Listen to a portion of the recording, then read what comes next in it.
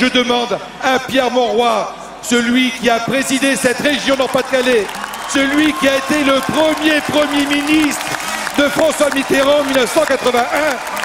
C'est avec beaucoup de plaisir et avec beaucoup d'émotion que j'accueille Pierre Mauroy.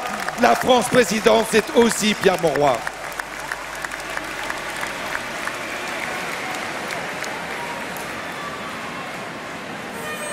Mes chers amis, mes chers camarades, merci à vous tous d'être là ce soir. Vous êtes des milliers venus du Nord, du Pas-de-Calais et d'ailleurs pour écouter Ségolène Royal.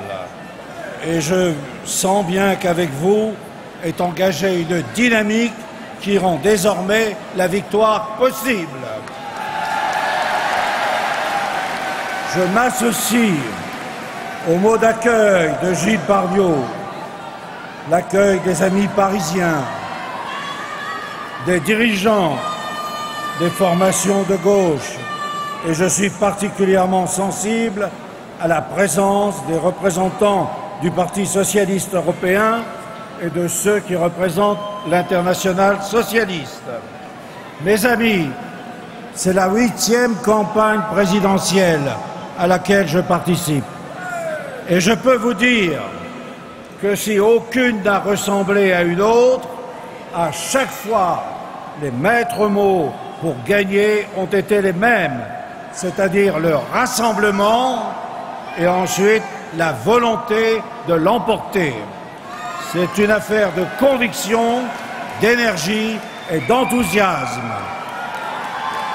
Et sur tous ces points, la campagne de Ségolène a été remarquable, alors qu'au cours de ces longues semaines, rien ne lui a été épargné.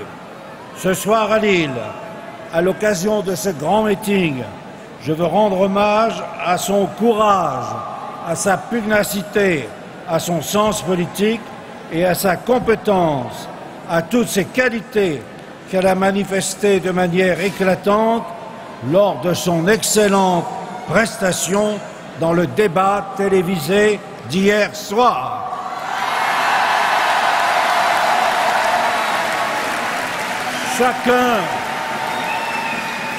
Chacun l'a compris, elle est digne d'exercer les plus hautes fonctions de la République.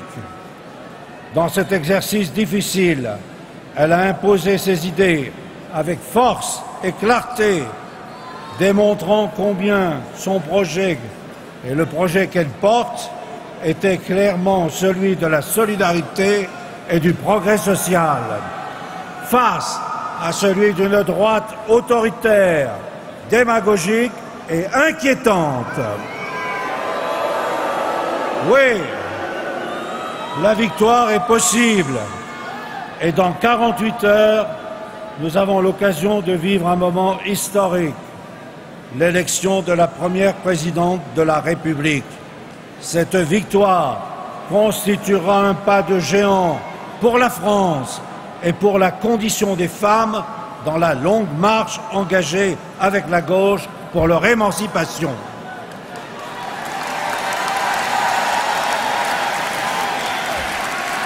Sa campagne de proximité et d'écoute a permis de rassembler le peuple de gauche. Chacun, avec sa singularité, vient enrichir le pacte présidentiel. Mais aujourd'hui, ce rassemblement est beaucoup plus large encore, comme le prouve ce grand rendez-vous populaire de Lille. Ici, dans ce vaste palais des expositions, venu de la métropole, du littoral, du sud, du nord, du Pas-de-Calais, vous êtes tous là, ouvriers, employés, fonctionnaires, salariés et cadres. Peuple du progrès, je vous salue.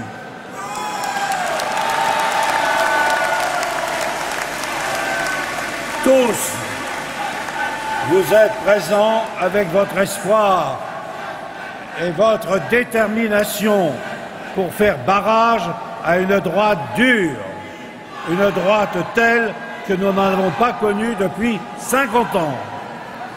Son programme est simple. Il s'adresse avant tout à ceux qui ont déjà réussi, à ceux qui ont de l'argent, du pouvoir et de la chance.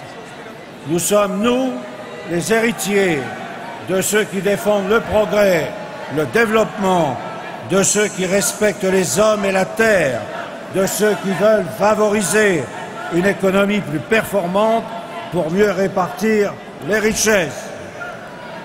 Mardi 1er mai, j'étais avec François Hollande à Fourmies, où en 1891, des hommes, des femmes et des enfants ont été tués par la troupe alors qu'ils revendiquaient déjà la journée de 8 heures.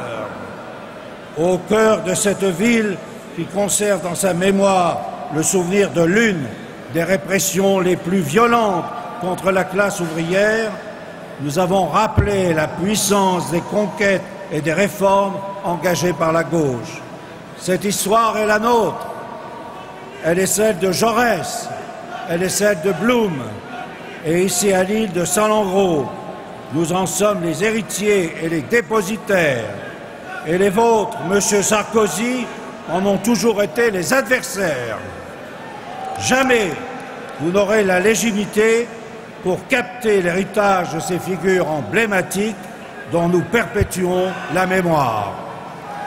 Ce soir, sur cette terre du Nord, je veux lancer un appel solennel aux ouvriers, aux salariés, mais aussi aux chômeurs, aux travailleurs pauvres, à ceux qui n'ont ni logement décent ni espoir. S'ils le désirent, dans quelques jours, c'est leur présidente qui sera au pouvoir. Avec son programme, elle pourra œuvrer pour les protéger, renforcer leurs droits plutôt que de les brader, améliorer leur pouvoir d'achat plutôt que de leur proposer de travailler plus, leur trouver un emploi plutôt que de frayer du côté de la haute finance des patrons indignes et des parachutes dorés. Nous refusons cette société dans laquelle des patrons partent avec un magot de plus de 8 millions et laissent 10 000 salariés sur le carreau. Car enfin, à qui appartient cet argent? Il n'appartient pas seulement à ceux qui siègent dans les conseils d'administration, il n'appartient pas seulement aux actionnaires, il appartient aussi aux ouvriers, aux cadres, aux ingénieurs, aux techniciens, à tous ceux qui, par leur force et leur travail, créent la richesse. Et quand on se pique de revaloriser le travail, n'est-ce pas aussi en faveur des salariés que l'effort doit être porté? Pour nous, tout n'est pas chiffre, bilan, profit.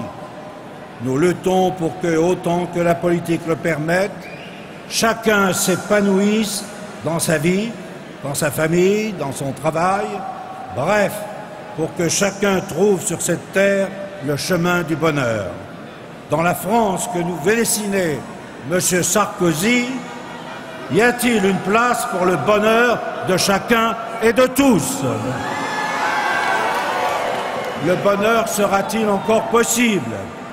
Il est permis d'en douter, car depuis 5 années, toute votre politique a accentué les inégalités sociales, renforcé la précarité, accru les difficultés des plus modestes et augmenté les violences sur les personnes. Il est vrai qu'à droite, personne, absolument personne, n'assume ni ne revendique le bilan de la majorité sortante, tant il est calamiteux. Nous assistons là à une grande première, sans vergogne. M. Sarkozy a tiré un trait sur 5 ans d'action gouvernementale, sur 5 années de son action. Faut-il qu'il la trouve si médiocre pour la passer sous silence? Quand plus tard les historiens étudieront cette période, nul doute qu'ils en parleront comme les années blanches de la République. Je concède avec regret que cet habile escamotage, que ces manipulations ont chez certains atteint leur objectif. Mais vous tous qui êtes présents, sans doute connaissez-vous autour de vous des amis, des parents, des collègues qui hésitent encore à nous rejoindre, impressionnés par ce numéro d'illusionnisme. Pourtant, la société de Sarkozy, nous la connaissons depuis 5 ans. C'est celle qui a échoué en matière de chômage et qui, pour se dédouaner, n'hésite pas à maquiller les statistiques. C'est celle qui ne cesse d'accroître la précarité, c'est celle dans laquelle explose le nombre de RMistes, c'est celle où disparaît le contrat à durée indéterminée, remplacé par les contrats à temps partiel et les petits boulots. C'est celle où les logements sociaux font cruellement défaut, c'est celle qui marginalise les jeunes. Ségolène Royal, elle, propose un modèle exactement opposé à cette société dure avec les faibles et complaisante avec les forts. Alors demain, nous tous ensemble, avec Ségolène, nous augmenterons le SMIC à 1 500 € et les petits salaires. Dès les premières semaines, nous convoquerons une conférence nationale avec l'ensemble des partenaires sociaux pour décider de ces revalorisations. Mes amis, il nous reste 48 heures pour gagner. Il nous reste 48 heures pour convaincre les indécis et faire le choix du vrai changement, celui que les Françaises et les Français souhaitent ardemment. À l'heure qu'il est, chaque voix compte. C'est à vous, c'est à nous d'aller les chercher une par une. L'enjeu est crucial, la victoire est à ce prix. La victoire de ce dimanche, nous la voulons tous. Avec Ségolène Royal, avec la France présidente, c'est dire avec vous. En avant pour Ségolène et pour la victoire. Merci.